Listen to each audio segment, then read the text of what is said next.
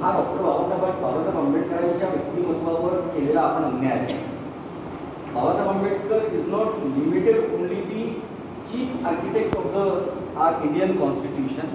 फक्त ते संविधान निर्मितीपुरते मर्यादित नाही आहे, तर बाबासाहेब आंबेडकरांचं कार्य त्याहीपेक्षा मोठं आहे असं आपल्याला दिसतं.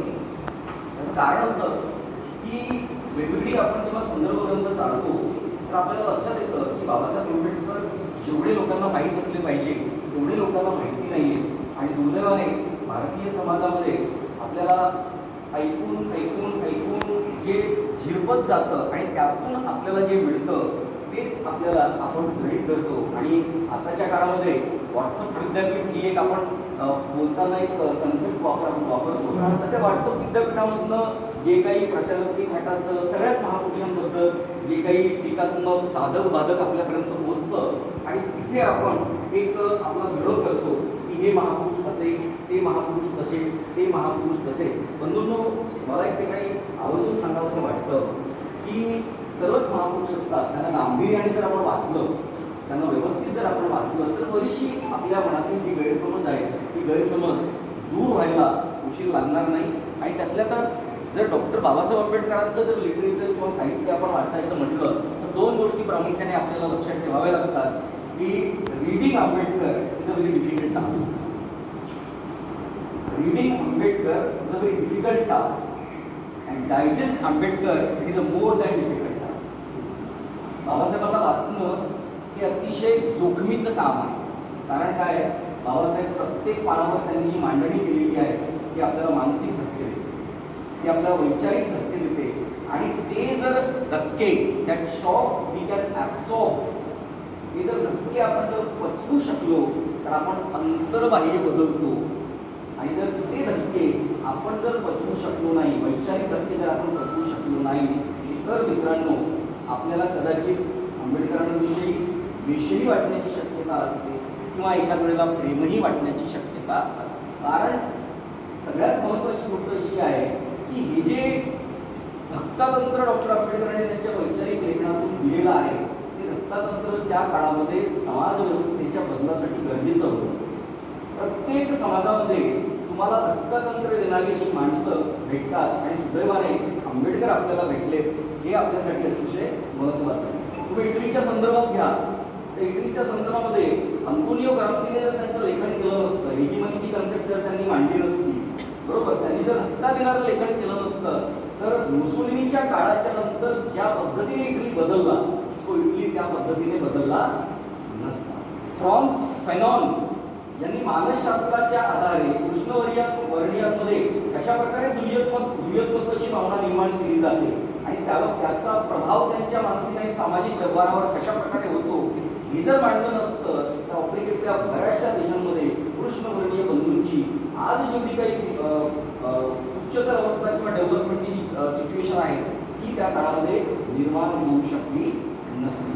आणि म्हणून तुम्ही एका वेळेला जेव्हा बाबासाहेब आंबेडकर बघता, तिकडे युरोपियन कंट्रीमध्ये जेव्हा तुम्ही अंतोनियो ग्राम्सी बघता आणि आफ्रिकेमध्ये तुम्ही जेव्हा फ्रान्स फॅनॉनला बघता, या तिन्ही माणसांना जर आपण एकत्र विचार करायला लागलो तर त्याच्यातली काही साम्यस्थळे आपल्याला भरभरून दिसतात. आणि त्यातल्या त्यात डॉक्टर आंबेडकर आपल्याला अजून जास्त महत्त्वाचे वाटतात जेव्हा आपण तुलनात्मक अभ्यास करतो.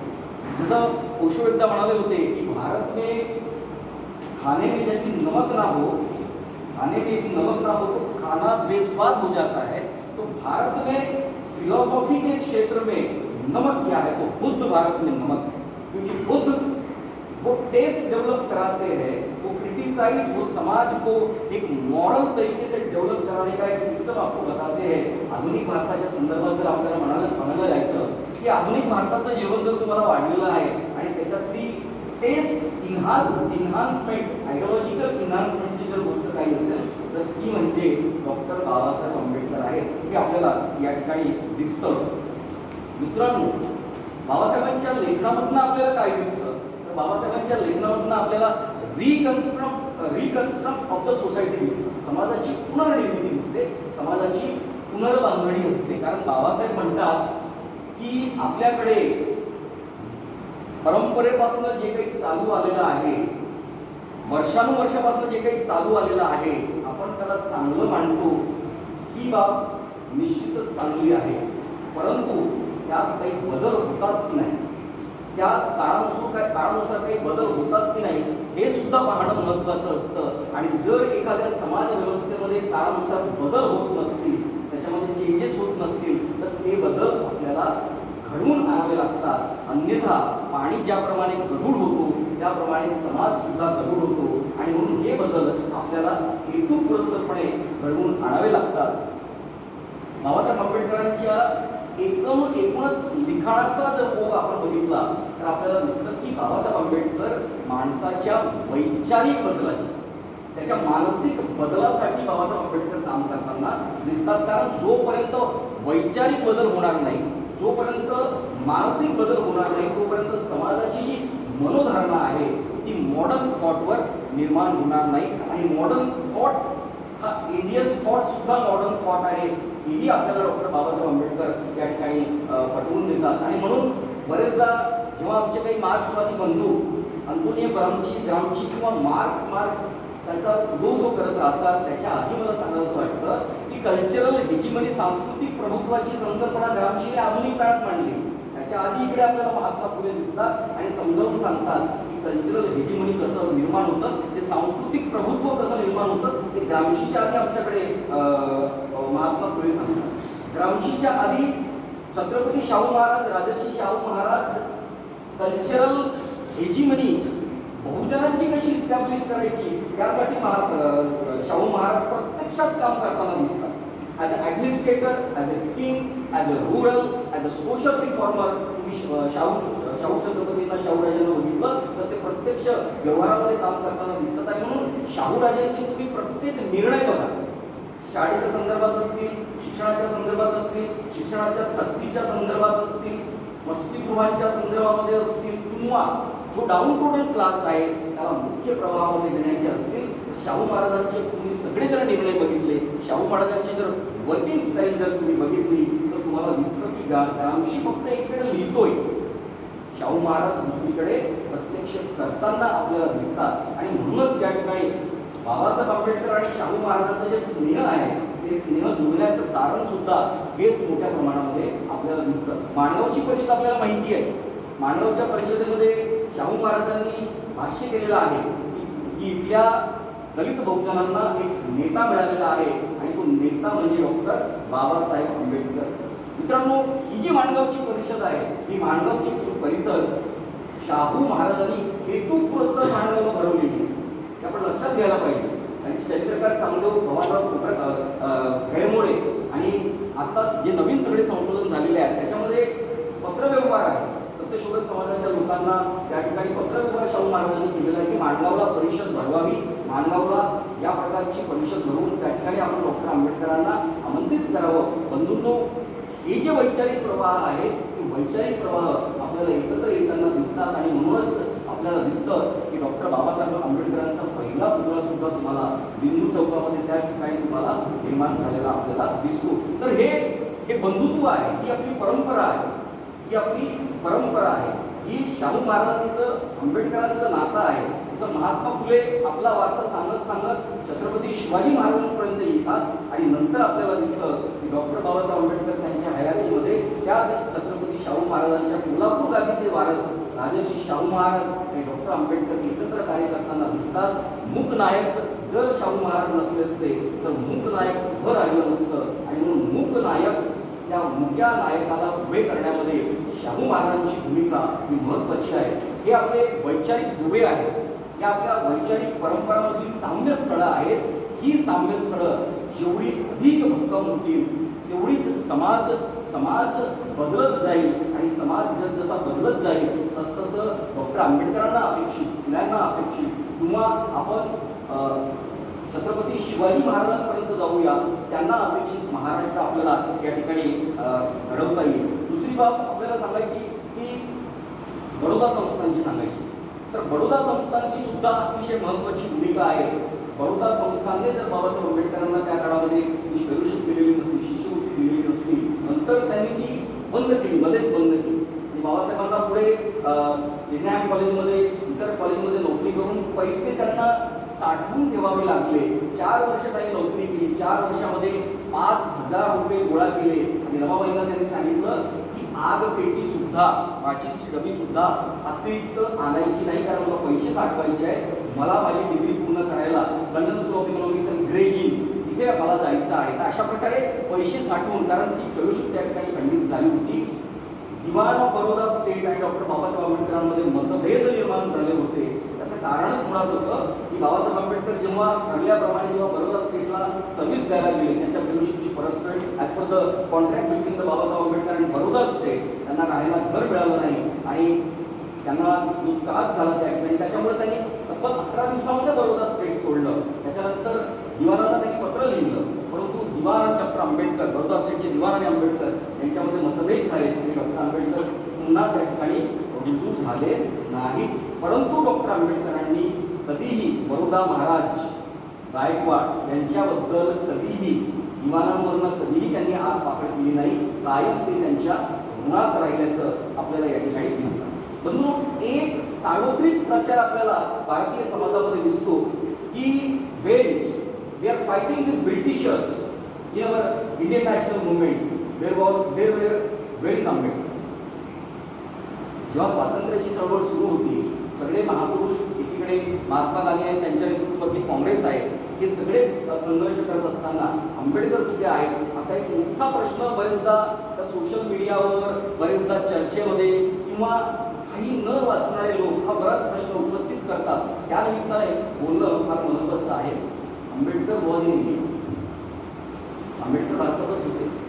एवढंच नाही तर आंबेडकरांनी मुंबईमधनं त्यांच्या अनुयायांना सांगितलं सुद्धा होतं की स्वातंत्र्याची किंवा ही जी काही काँग्रेसने चालवलेली चळवळ आहे त्या चळवळीमध्ये आपल्याला भाग घेता येणार नाही. कारण की हे जे स्वराज्य मागितलं जात आहे हे स्वराज्य योग्यच आहे, परंतु आम्ही गुलामांचे गुलाम आहोत. आम्ही गुलामांचे गुलाम आहोत आणि म्हणून आम्हाला आधी आमची सामाजिक आणि राजकीय गुलामगिरी संपवावी लागेल. कारण ती जर गुलामगिरी संपली नाही तर त्या स्वातंत्र्याला काहीही अर्थ उरणार नाही. Ambedkar always say freedom of mind is the real freedom. Ambedkar नेहमी म्हणायचे की freedom of mind is a real freedom. आणि जर बुद्धीने जर आपल्याला स्वातंत्र्य मिळालं नाही तर मग याही स्वातंत्र्याचा आपल्याला काही अर्थ होणार नाही. आणि म्हणून या ठिकाणी आंबेडकर आपल्याला दिसतात की स्वातंत्र्य चळवळीमध्ये प्रत्यक्ष सहभागी नाही आहे, परंतु जेव्हा जेव्हा ते ब्रिटिश व्हाईसरॉय काउन्सिलचे मेंबर म्हणून जेव्हा जेव्हा मुंबई विधानसभेत बोललेले असतील किंवा राऊंड टेबल कॉन्फरन्समध्ये बोललेले असतील तर समाज हिताच्या गोष्टीबरोबरच त्यांनी ब्रिटिश सरकारला खडसावून सांगितले की आता वेळ आलेली आहे, तुम्हाला भारत सोडलं पाहिजे. जर तुम्ही भारताच्या लोकांच्या कल्याणाचा विचार करत नसाल तर तुम्हाला भारत सोडलं पाहिजे. After first world war, after second world war, first world war नंतर तर त्यांनी मांडलंच मांडलं, परंतु दुसऱ्या महायुद्धानंतर बाबासाहेब आंबेडकरांनी मोठ्या प्रमाणामध्ये ब्रिटिशांना वारंवार सांगितलं की तुम्हाला जर इकडे काही बदल करता येत नसेल तर तुम्हाला तात्काळ चालतं व्हावं लागेल.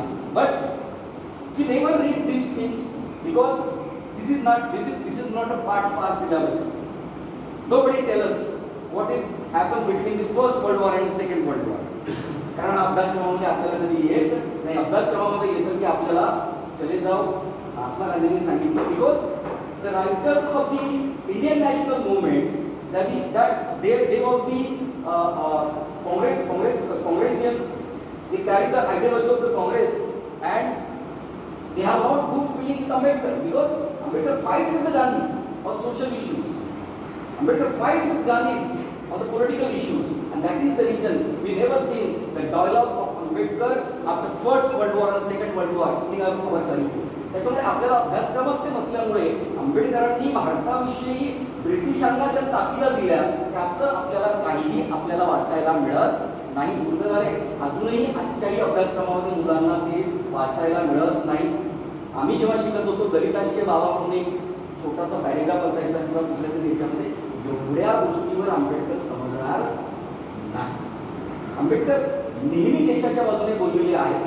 आंबेडकरांनी नेहमी ब्रिटिशांना ताकद दिलेली आहे. आणि नेहमी त्यांना वारंवार सांगितलेलं आहे की तुम्हाला जर वेलफेअर करता येत नसेल, आंबेडकर नेहमी सांगायचे ब्रिटिशांना की तुम्ही तुमच्याकडचे रस्ते चांगले बनवता, तुम्ही तुमच्याकडे पाण्याची व्यवस्था चांगली बनवता, तुमच्याकडची ॲग्रिकल्चर सिस्टम फार चांगली आहे, इंडस्ट्रियलायझेशन तुम्ही सुरुवातच तुमच्या देशापासून झालेली आहे आणि तुम्ही तुमच्या देशामध्ये चांगल्या पद्धतीची इंडस्ट्रियलायझेशन केलेली आहे आणि इथे तुम्ही फक्त एक्सप्लॉयटेशन करता, तुम्ही इथे काही, कारण तुम्हाला राज्य करू द्यायचं आहे त्याच्यामुळे तुम्ही इथे काही डेव्हलपमेंट करत नाही. But this narrations, this dialogues never in a public.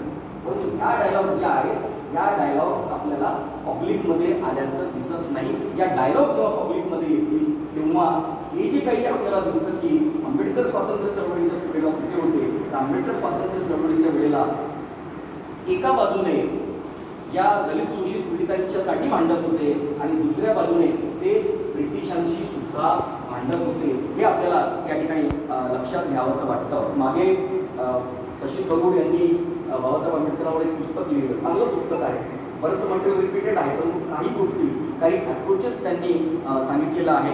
एका यूट्यूब ब्लॉगरला त्यांनी मुलाखत देताना त्यांनी विचारलं की तुम्हाला डॉक्टर आंबेडकरांचं चरित्र तुम्ही लिहिलं, त्याच्यामध्ये त्या चरित्रामध्ये सगळ्यात महत्त्वाची बाब तुम्हाला काय जाणवली, ती एक बाब मला सांग. म्हटलं की एक बाब सांगता येणार नाही, म्हणजे एक बाब सांग. शशी थरूर म्हणाले पूर्ण भारताच्या इतिहासामध्ये मॉडर्न पिरियडमध्ये आंबेडकर असे एकमेव व्यक्ती होते की जे महिलांसाठी सतत भांडत होते, ज्यांनी महिलांचं उद्धार व्हावं ह्याच्यासाठी ते सतत भांडत होते. आणि म्हणून त्यांचं कोटेशन जे आहे, प्रसिद्ध कोटेशन की I measure the progress of the community by the degree of progress which women have achieved. महिलांनी काय प्राप्त केलेलं आहे त्याच्यावरून मी समाजाची मोजमापणी करेल, तो माझा क्रायटेरिया असेल, हे सांगणारे आंबेडकर पहिले होते. या पद्धतीने महिलांसाठी भांडणारे आंबेडकर हे अनोखे होते, ते शशी थरूर या ठिकाणी नोंदवतात. डॉक्टर आंबेडकर अजून म्हणतात की educate your women first and leave them to themselves, then they will tell you what reforms are necessary for you. पुरुष सत्ताक समाजामध्ये तुम्हाला हे पाहिजे, महिलांना हे पाहिजे, आम्ही तुमच्यासाठी करूया. आंबेडकरांची सरळ भूमिका आहे, त्यांना शिकवा, त्यांना त्यांच्यामध्ये जाणीव विकसित करू द्या, तेच तुम्हाला सांगतील की आम्हाला काय गरजेचं आहे. हा जो काळाच्या पुढचा जो आंबेडकरांचा दृष्टिकोन आहे तो आंबेडकरांना अजूनच अनोखं बनवतो. आणि म्हणून शशी थरूरच्या त्या विधानाची गंभीरपणे दखल आपल्याला या ठिकाणी घेतली पाहिजे. मित्रांनो, आंबेडकरांचे एक प्रसिद्ध विधान आहे, दे cannot make history forget history. जे आपला इतिहास समजून घेत नाही, जाणून घेत नाही, ते आपला इतिहास निर्माण करू शकत नाही. वाक्य वाटायला एकदम सोपं आहे, मला वाटतं की याच्यात काय आहे, मला माझा इतिहास माहिती आहे त्याच्यामुळे मला माहिती आहे, पण तो कसा माहिती आहे, तो खरोखरच तुमचा इतिहास आहे का? किंवा मी दुसऱ्याच्या इतिहासाला माझ्या इतिहास मानत नाही, दुसऱ्याच्या संस्कृतीला माझी संस्कृती तर मानत नाही. त्याच्यामुळे मला माझा इतिहास काय आहे तो माहीत असणं गरजेचं आहे, कारण माझ्या जेवढ्या काही सामाजिक धारणा असतात त्या इतिहासावर आधारित असतात. त्यांच्या इतिहासाचा संबंध थेट छत्रपती शिवाजी महाराजांशी जोडतात आणि आपल्याला नंतरच्या पिढीमध्ये दिसतं की डॉक्टर बाबासाहेब आंबेडकर आणि शाहू महाराज प्रत्यक्षात आपल्याला काम करताना दिसतात. तर हा जो बेस आहे, हा जो बेस आहे महात्मा फुलेंचा छत्रपती शिवाजी महाराजांची नातं सांगण्याचा, दुसरा जो बेस आपल्याला दिसतो, सरळ सरळ बाबासाहेब आंबेडकर शाहू महाराज सगळपणे मदत करतात. एवढंच नाही तर रमाबाईला रमा बहेन म्हणतात आणि बिहिडी चाळीमध्ये डॉक्टर आंबेडकरांच्या घरी जाऊन चहा पितात. मित्रांनो, आधुनिक काळामध्ये जेव्हा बाबासाहेब आंबेडकर रायगडाला भेट द्यायला गेले होते तेव्हा फार मोठा बोलायला बाजू होता की आंबेडकर रायगडाला भेट द्यायला कशाला जातात. आंबेडकर तिकडे गेले, आंबेडकरांनी बघितलं रायगड कसा होता, तिकडे स्वराज्याची ती राजधानी होती. त्या ठिकाणी पुण्यामधली जी काही जुनी जीर्ण मताची जी काही वृत्तपत्रे होती त्यांनी मोठ्या प्रमाणामध्ये आंबेडकरांवर आत्मकाढ केली की आंबेडकर कशासाठी गेले. आंबेडकरांनी त्याच्यावर काहीही प्रत्युत्तर दिलेलं नाही. परंतु मूक नायकमध्ये त्यांनी 2 ओळी लिहिल्या की मला शिवाजी महाराजांचा इतिहास जो त्यांनी निर्माण केला तो मला प्रत्यक्षात बघायचा होता आणि म्हणून मी त्या ठिकाणी गेलो होतो. त्याचा सविस्तर वृत्तांत तुम्हाला कॅरपुडेच्या लेखनामध्ये दिसतो. डॉक्टर आंबेडकर तिथे गेलेले आहेत, तिकडे काही विटा आहेत, ते दगड आहेत, ते खडक आहेत, ते पक्का आहेत, ते समजून घेत आहेत की ही कशा प्रकारे शिवाजी महाराजांची ही कॅपिटल होती. तर बंधूंनो, इतिहासातले जे असे संवाद आहेत, जे संवाद आपल्याला माहिती नाहीत, ते संवाद जर आंबेडकरांविषयी आपल्याला माहिती झाले तर बहुतांश आंबेडकरांविषयीचे जे काही गैरसमज लोकांच्या मनामध्ये आहेत किंवा ज्या गोष्टी आपल्याला माहीत नाहीत त्या गोष्टी आपल्याला माहीत पडतील. आंबेडकरांचं बरंचसं लिटरेचर हे काळाच्या ओघामध्ये नष्ट झालेलं आहे. हे कसं नष्ट झालं? त्याचं कारण असं की जेव्हा पुणे कराराची वेळ आहे, पुणे कराराच्या वेळेला डॉक्टर आंबेडकरांचा जो प्रेस छापखाना होता, तो छापखाना काँग्रेसच्या काही गुंड लोकांनी तो छापखाना त्या दरम्यान जे गांधी आणि आंबेडकरांचे जे डायलॉग्स आहेत त्याला चिरून जाऊन तो छापखाना काही ठिकाणी जाळला. त्या छापखान्यामध्ये जेवढे काही पत्रकं मुद्रण व्हायचे त्या सगळ्या फायली, सगळी पत्रकं जळून गेली. आणि म्हणून बाबासाहेबांनी त्याच्यानंतर कोकणाच्या पुढच्या अंकामध्ये की ज्यांच्याकडे जुने अंक असतील ती अंक मला द्यावेत, जेणेकरून त्याचं एक पुस्तक काढता येईल, रिस्टोरेशन ऑफ द डेटा करता येईल, हे आवाहन केलं होतं. परंतु ती अंक बाबासाहेबांना पुढे मिळालं नाही, कारण त्या पद्धतीचं पुस्तक आलेलं नाही. दुसरं जे लिटरेचर आंबेडकरांचं नष्ट झालं ते राजगृहाच्या पुनर्बांधणी. राजगृहाची पुनर्बांधणी होत असताना काही गोष्टी बाबासाहेबांना आवडल्या नव्हत्या की त्यांनी पुन्हा कसरत करण्याचं ठरवलं. ते दिल्लीत होते आणि मजूर आले, मजुरांनी ते पुस्तकं त्यांची सगळ्या फायली त्या वर गच्चीवर नेमून ठेवल्या आणि दुसरे मजूर आले, त्यांना वाटलं की हे वेस्ट आहे म्हणून इकडे नेऊन ठेवले. तर त्या ठिकाणी सिमेंट, पाणी एका बाजूला गेलं, सगळं ते पाणी आणि सिमेंट त्या पुस्तकांवर, त्या फायलींवर गेलं. तो दुसऱ्यांदा महत्त्वाचा डेटा त्या ठिकाणी नष्ट झाला. आणि तिसऱ्यांदा आंबेडकरांचं जे साहित्य नष्ट झालं ते बाबासाहेब आंबेडकरांच्या महापरिनिर्वाणानंतर त्यांच्या ज्या द्वितीय पत्नी होत्या त्या दिल्लीमध्येच तिकडे बंगल्यामध्ये राहत होता. तो बंगला एका महाराजांचा होता. त्या महाराजांनी नंतर गुजरातच्या एका व्यापाऱ्याला विकला आणि त्या व्यापाऱ्याला तो रिकामा करायचा होता. सविता कबीर यांनी सांगितलं, सविता आंबेडकरांनी सांगितलं की आम्ही खाली करतो, व्यवस्था फक्त मुंबईला होऊ द्या, कारण हा सगळी जी सामग्री आहे ती मुंबईला पोहोचवायची आहे. एक दिवस सविता आंबेडकर बाजारात किंवा बाहेर गेले असताना तो गुजराती माणूस आपल्या माणसांना घेऊन जातो आणि सगळी पुस्तकं त्यातून बाहेर फेकून इकडे तिकडे, कुठे रद्दी, कुठे कचऱ्यामध्ये, कुठे जाळून टाकलं जातं, कुठे पाण्यात टाकली जातात. बऱ्याचशा गोष्टी, बरंचसं लिटरेचर त्यामधनं आंबेडकरांचं नष्ट झालेलं आहे. आणि जे उरलं आहे ते आपल्या समोर आहे. जे उरलेलं आहे म्हणजे ते जर लिटरेचर, ते जर साहित्य आपल्याकडे असलं असतं तर अजून डॉक्टर बाबासाहेब आंबेडकरांच्या भूमिकांविषयी आपल्याला भरीव माहिती मिळालेली असती. गांधींच्या बाबतीत असं झालेलं नाही, नेहरूंच्या बाबतीत असं झालेलं नाही, कारण त्यांच्यासोबत त्यांचे पर्सनल लेखनिक असायचे. त्यांच्याकडे त्यांचे पर्सनल लेखनिक असायचे, पर्सनल असिस्टंट असायचे आणि त्यांच्या जीवनाचं दैनंदिन वृत्त त्यांचं छापलं जायचं. त्याच्यामुळे तुम्ही गांधी किंवा नेहरूंच्या चरित्रांची, विशेषतः महात्मा गांधींच्या चरित्राची तुम्ही जर बघितलं तर त्याची व्हॅल्यू खूप आहे, त्याचा डेटा खूप आहे, त्याच्या सहकार्यांचा डेटा खूप आहे.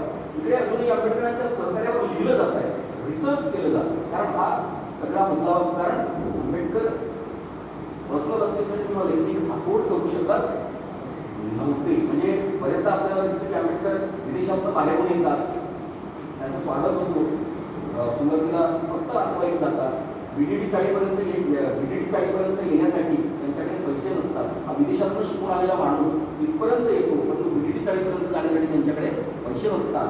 म्हणजे एकीकडे असामान्य बुद्धिमंत, एकीकडे अतुलनीय बुद्धिमंत, विचारवंत आणि दुसरीकडे त्यांची ती अवस्था. तर या परिस्थितीमध्ये, या प्राप्त परिस्थितीमध्ये आंबेडकरांनी जे लिहून ठेवलेलं आहे आणि जे उरलेलं आहे मित्रांनो ते आपल्या पुढे आहे.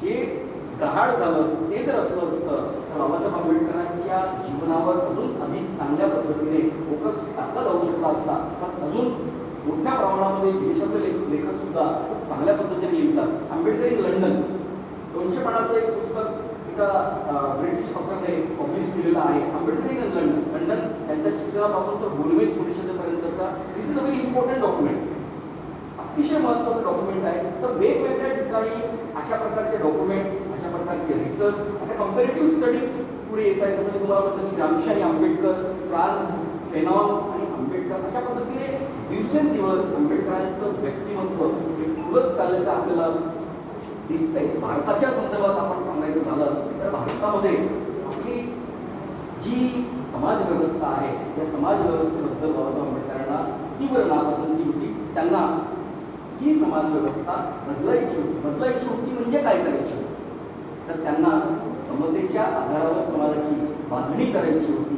कारण डॉक्टर आंबेडकर नेहमी म्हणायचे की if you believe in a living a respectable life you believe in a self help which is the best.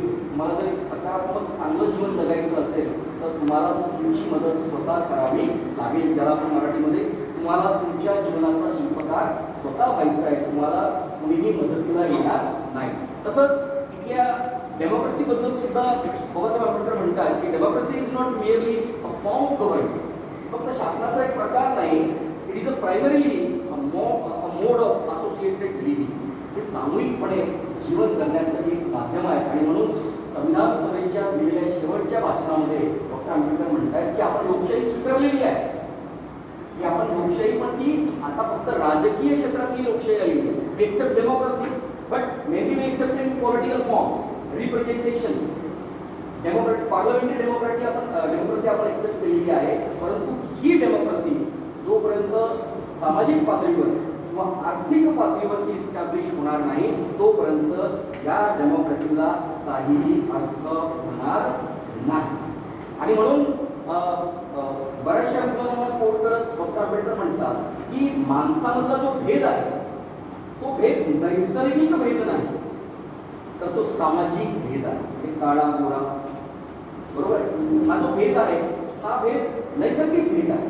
परंतु एखाद्याला कमी लेखणे एखाद्याला हिणवणे हे जे भेद आहे त्याला खाली समजणे हे भेद आहे. दिस आर मॅन. हे सगळे मानवाने तयार केलेले आहेत. आणि जर हे भेद मानवाने तयार केले तर हे भेद कोण मिटवेल तर माणूसच हे भेद मिटवू शकतो. आणि म्हणून डेमोक्रेसीमध्ये म्हणताना की ही फक्त शासनाची पद्धत नाही, कारण त्यांचा डेमोक्रेसीवर फार मोठा विश्वास होता आणि त्यांच्यावर जॉन ड्यूई त्यांचे शिक्षक पण होते, त्यांचा मोठा प्रभाव होता. आणि म्हणून आंबेडकरांना सदैव वाटायचं की सामाजिक समता या ठिकाणी स्थापन झाली पाहिजे. आणि म्हणून सुरुवातीच्या काळामधला डॉक्टर आंबेडकरांचा जो काही पिरियड आहे तुम्ही 1935 पर्यंतचा डॉक्टर आंबेडकरांचा कालखंड बघा. डॉक्टर आंबेडकर त्याच्या रीडिंगमधनं बघा. डॉक्टर आंबेडकर तुम्हाला त्यांची एकच भूमिका प्रामुख्याने दिसते, हिंदू धर्माचे सुधारक, हिंदू धर्माचे सुधारक, हिंदू समाजाचे सुधारक.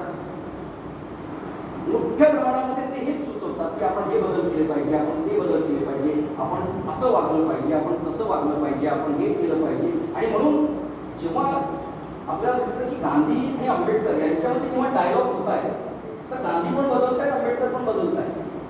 त्यांच्याकडे या पद्धतीने आपण बघितलं पाहिजे. गांधी जास्त बदलत आहेत कारण गांधींना आंबेडकर वारंवार पटवून देत आहेत की गांधीजी हे असं केलं पाहिजे, हे असं केलं पाहिजे, हे असं मांडलं पाहिजे. आणि म्हणून आपल्याला दिसत आहे की गांधीजी नंतरच्या काळामध्ये हरिजन वृत्तपत्र सुरू करत आहेत. गांधीजी नंतरच्या काळामध्ये वाल्मिकी समाज किंवा मंगी समाजाच्या वस्त्यांमध्ये जाऊन सामूहिक भोजन करतायत, त्यांच्यासोबत बोलतायत, त्यांच्यासोबत राहतायत. हा जो चेंज गांधीजीमध्ये बघायला भेटतो, this is the effect of the Ambedkar ideology. तर आंबेडकरांनी या नॅशनल म्हणजे गांधीजींनी त्यांच्या नेतृत्वाने देशाच्या राष्ट्रीय चळवळीवर मोठा प्रभाव पाडला. आंबेडकरांनी आपल्या विचारधारेने गांधीजीच्या विचारधारेवर मोठा प्रभाव पडला. गांधीजी बदलले आणि गांधीजी शेवटी म्हणायचे की हा जो समाज आहे, भारतीय समाज जो आहे हा लवकर बदलणारा समाज नाही, हा हळूहळू बदलेल. आणि अशा प्रकारे कारण तो पुराणमतवादी समाज आहे त्याच्यामुळे तो हळूहळू बदलेल. तर अशा प्रकारे आपल्याला दिसतं की म्हणजे जेव्हा आपण गांधी आंबेडकर असे उभे करतो तर आपण ते असे उभे न करता त्यांच्यामध्ये जे डायलॉग आहे, त्यांच्यामध्ये जे संवाद आहे, ते संवाद आपण जर बघितले तर इकडे आंबेडकरांमध्ये काय बदल झाला गांधींच्या डायलॉगचा, तर आंबेडकर थोडे संयमी झाले. आंबेडकर थोडे संयमी झाले. आता आंबेडकर संयमी नव्हते का, त्याच्यातला भाग नाही. आंबेडकरांना हे वाटत होतं की माझ्या जीवन काळामध्ये मेरे पूरे समय में जीवन काल में मैं कितने बदल करूं, कितने इस समाज को मैं छोड़कर जाते वक्त कितना हरा भरा, कितना समता पर आधारित, कितना अच्छा विकसित करके जाऊ, ही त्यांची घाईची सगळी कारणं होती. आणि म्हणून गांधीजींच्या डायलॉगमध्ये आपल्याला दिसतं की आंबेडकरांमध्ये इकडे संयम या ठिकाणी आलेला दिसतो. तर अशा प्रकारे भारतीय समाज बदलला पाहिजे. भारतीय समाज जर बदलला नाही तर प्रश्न जिथल्या तिथे असणार. माणूस फक्त दिसायला दिसणार, परंतु समस्या भेटणार नाहीत. कारण त्याचं परसेप्शन, त्याचा दृष्टिकोन बदलणार नाही. आणि दृष्टिकोन त्याचा जर बदलणार नाही, त्याच्यामध्ये जर मानसिक बदल जर झाले नाही, त्याच्या व्यवहारात ते बदल झाले नाही, तर वरवर सगळं बरं दिसेल, परंतु आतून सगळी घालमेल. जसं ते रत्नदिनामा युद्धाचा प्रसंग अशा प्रकारची गोष्ट आहे. तर डोक्यामध्ये सतत डायलॉग्स असणार, पण त्या डायलॉग्स समोर आल्या आणि त्या सोफिस्टिकेटेड वेनी आल्या पाहिजे, त्या संवादाच्या रूपाने आल्या पाहिजे, त्या संघर्षाच्या रूपाने येता कामा नये. म्हणजे आपल्याला हे आंबेडकर लिहितात की आंबेडकरांचा आयुष्याचा बराच काळ या प्रश्नांशी भांडण्यामध्ये झालेला आहे. त्यांनी ह्या प्रश्नांशी भांडले नसते तर आंबेडकर भारतातले सोडा जगातले सगळ्यात महत्वाचे अर्थशास्त्रज्ञ झाले असते. म्हणजे आंबेडकरांचा दुसरा अन्याय काय आहे तर आंबेडकरांना समाज सुधारक, समाज सुधारक, समाज सुधारक, समाज सुधारक, ठीक आहे.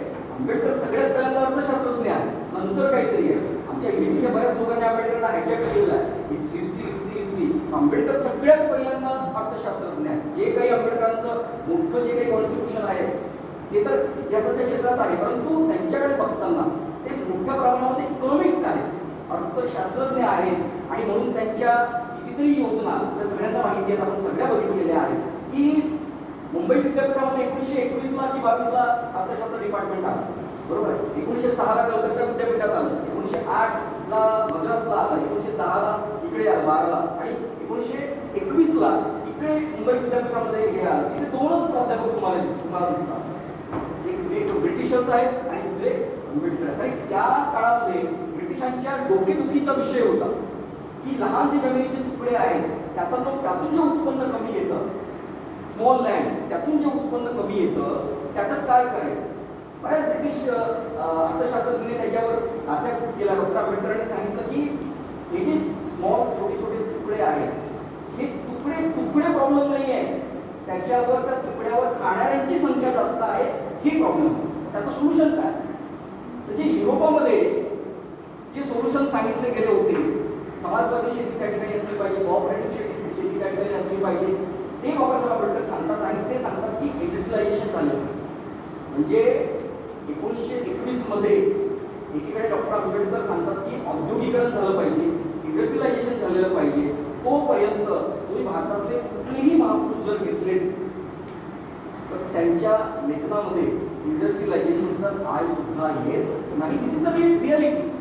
कारण आंबेडकरांना पुढचं दिसतंय, आंबेडकर पुढचं सांगताय, बरोबर आहे. आंबेडकर कामगारांविषयी सांगतायत की या ठिकाणी कामगारांची जी परिस्थिती आहे, कामगारांना जे ब्रिटिश गव्हर्नमेंट हे करते. आणि म्हणून जेव्हा व्हाईसरॉयच्या काउन्सिलमध्ये आंबेडकर जातात तर व्हाईसरॉयच्या काउन्सिलमध्ये आंबेडकर गेल्यानंतर मजूर विषयक जी काही धोरणं आहेत ती आधी निर्धारित करतात, कामगारांच्या कामाचे तास डॉक्टर आंबेडकर निर्धारित करतात. अशा प्रकारे जर तुम्ही त्यांचा एक पैलू म्हणजे इरिगेशन असेल, कन्स्ट्रक्शन असेल, ॲग्रिकल्चर असेल, सायंटिफिक डेव्हलपमेंट असेल, या सगळ्या गोष्टी म्हणजे प्रश्न असा पडतो की एकीकडे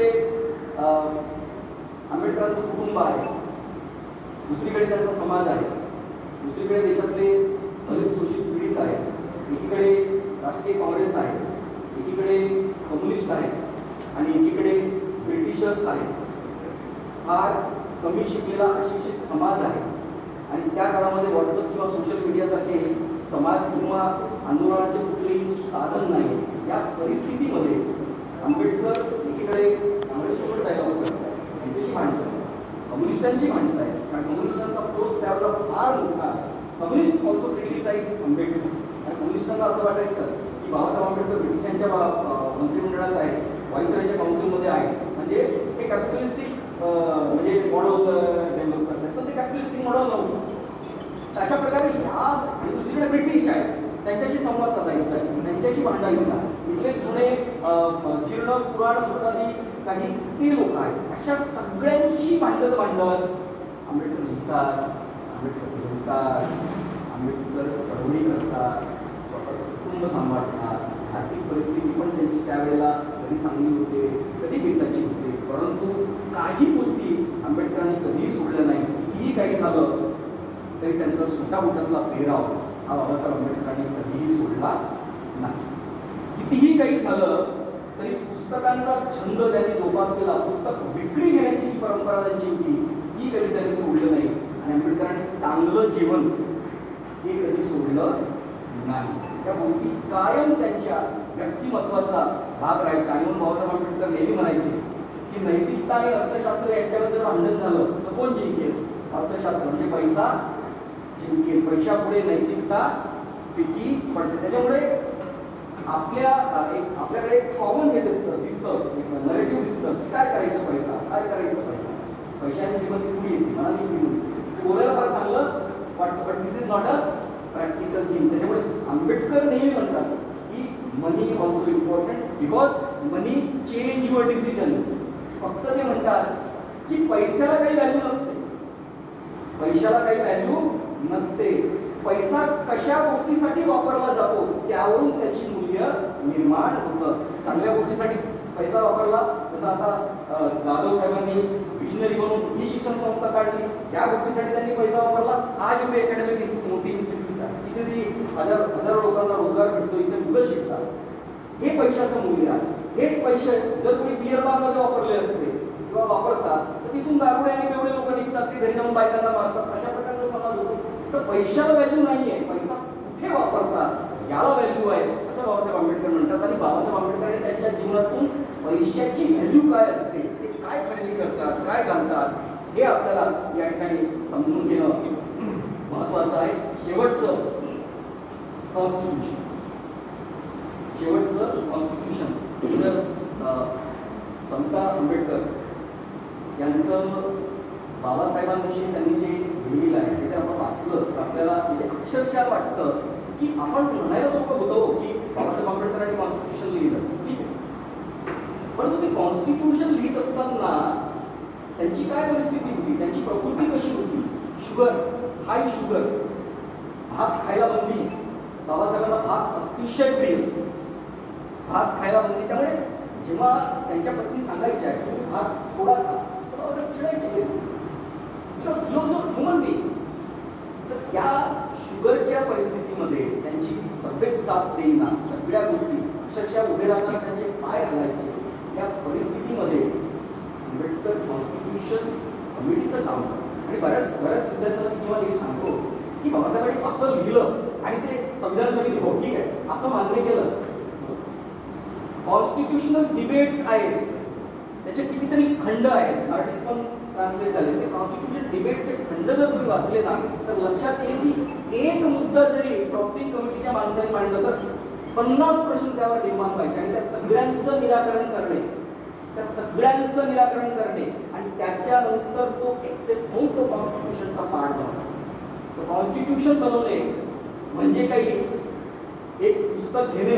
जसं बरेच लोक म्हणतात की आंबेडकरांनी या देशाकडनं स्वित्झर्लंडकडनं हे घेतलं, अमेरिकेकडनं ते घेतलं, इकडून घेतलं. तर ते हिंदी डिबेटमध्ये एक प्रसिद्ध कहावत थी उनकी, जब हम डिबेट में जाते थे लखनऊ वगैरह आगरा जाते थे, तो एक बार आगरा में एक ने बोला था कि अम्बेडकर ने क्या बनाया, अम्बेडकर ने तो गोधड़ी बनाई, इधर के कुछ चितड़े लिए, इधर के कुछ चितड़े लिए, इधर के कुछ चितड़े लिए, इधर के कुछ चितड़े लिए, और एक गोधड़ी बनाई. ये तरफ कि भाई आपको गोधड़ी तो दिखी, लेकिन गोधड़ी पे छोटे छोटे जो स्टिचेस डॉक्टर अम्बेडकर ने मेहनत से बनाए वो आपको दिखे नहीं. वो स्टिचेस बहुत इंपॉर्टंट है, किसी को जोड़ना है. कारण याच्यामध्ये एक एक मुद्दा मांडणे आणि सदस्यांच्या टीकेला उत्तर देणे आणि त्याच्यानंतर तो कॉन्स्टिट्यूशनचा पार्ट होणे अतिशय किचकट, अतिशय क्लिष्ट, त्रासदायक. आणि म्हणून तुम्ही बाबासाहेबांच्या पत्नीचं जर पुस्तक बघितलं त्याच्यामध्ये तिथून बाबासाहेब जेव्हा घरी यायची तर त्यांच्या मनाची झालेली अवस्था, आपल्या शरीरामध्ये उद्या जो मुद्दा येणार आहे, उद्या जो प्रस्ताव येणार आहे त्याची तयारी करून ठेवणे, सगळ्या गोष्टी करून ठेवणे, या सगळ्या गोष्टी एवढ्या सोप्या नव्हत्या. म्हणून जेवढं म्हणायला सोपं जातं की आंबेडकरांनी कॉन्स्टिट्यूशन लिहिलं, Ambedkar was the chief architect of Indian constitution, एवढे सगळी मेहनत त्यांना घ्यावी लागली. त्याच्यानंतर ते कुठे कॉन्स्टिट्यूशन निर्माण झाली. आणि म्हणून शेवटचा तो जो मुद्दा आहे कॉन्स्टिट्यूशनची सुरुवात कशी करायची. आता म्हणजे be the people of India, आम्ही भारताचे लोक, हम भारत के लोक. कोणी वेगवेगळे सजेशन्स दिले. कोणी म्हटलं अल्लाच्या नावाने सुरू करू, कोणी म्हटलं गॉडच्या नावाने सुरू करू. साऊथ इंडियन काही होतं त्यांनी म्हणजे इथपासून सुरू करू, कोणी म्हटलं ह्यापासून सुरू करू, हे शुभ नाव आहे. पण काही सांगितलं नाही. कारण हे घेतलं तर त्याला वाईट वाटेल, ते घेतलं तर त्याला वाईट वाटेल. भारत हा असा मिश्र जाती, धर्म, संस्कृती, पंथ, वेगवेगळ्या कल्चरचा पार्ट आहे. ही डेमोक्रेसी आहे, ही लोकशाही आहे. We the people of India, आम्ही भारताचे, आम्ही भारताचे. म्हणून we the people of India हे दिसतं. तर प्रत्येक गोष्टीवर तिकडे डिबेट आहे, प्रत्येक गोष्टीवर तिकडे संघर्ष आहे. आणि त्या संघर्षाचं सगळं जे मूळ आहे ते मूळ म्हणजे डॉक्टर बाबासाहेब आंबेडकरांचं कॉन्स्टिट्यूशन आहे. बाबासाहेब आंबेडकर यांच्या विरोधकांना सुद्धा धन्यवाद दिला. कारण तुम्ही जर तेवढे प्रश्न उपस्थित केले नसते तर ही एवढी चांगली जी संविधानाची कृती आहे ती निर्माण झाली नसती. आणि म्हणून डॉक्टर आंबेडकर नेहमी वादविवादांवर विश्वास ठेवायचे. परंतु त्यांच्या वादविवादातलं एक महत्त्वाचं म्हणणं हे होतं की वादविवाद हे शब्दांनी झालं पाहिजे, वादविवाद लाटा काट्यांनी होता कामा नये.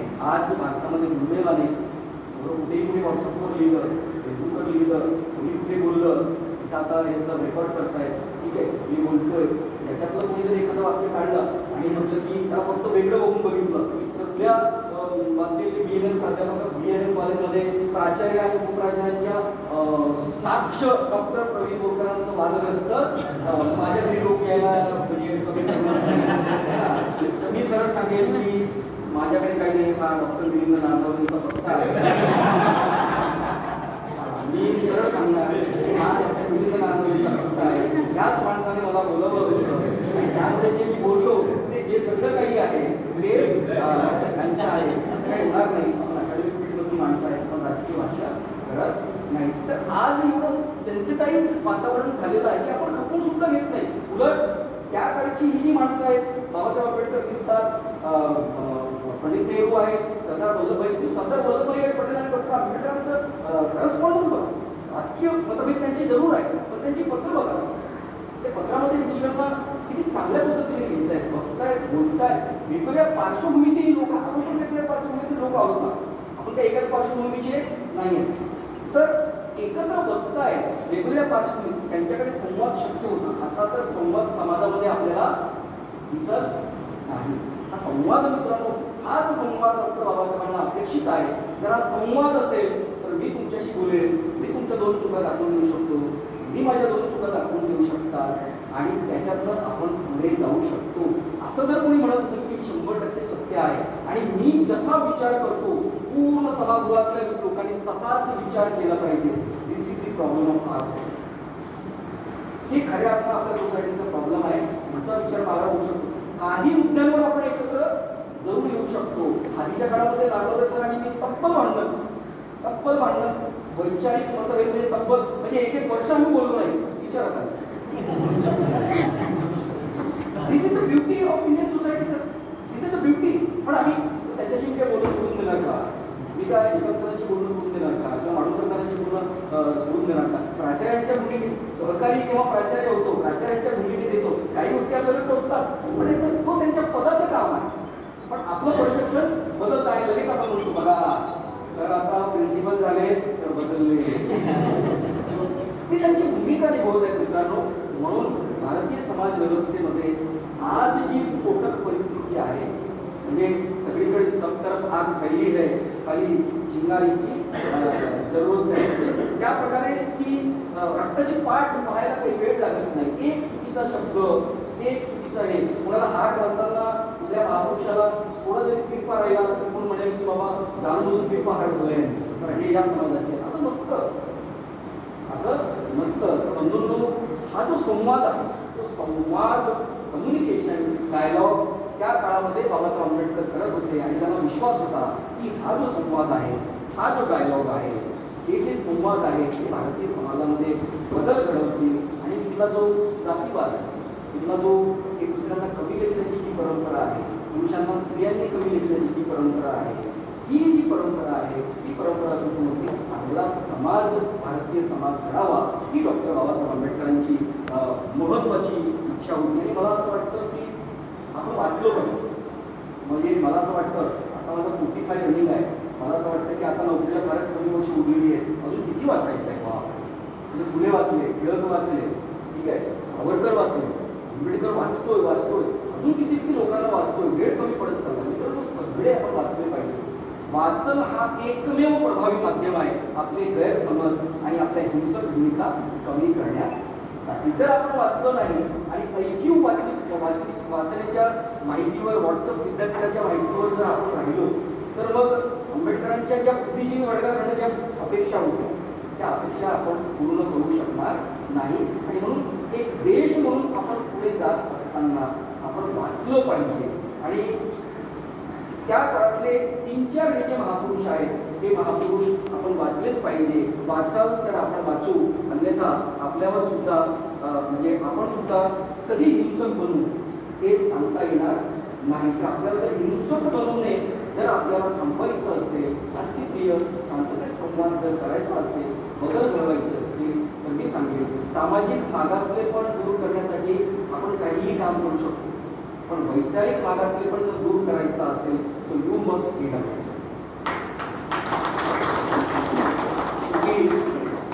एक बाबासाहेब आंबेडकरांचं एक त्यांच्यावर लिहिलेलं एक कोट मी वाचतो आणि या ठिकाणी पूर्ण विराम देतो.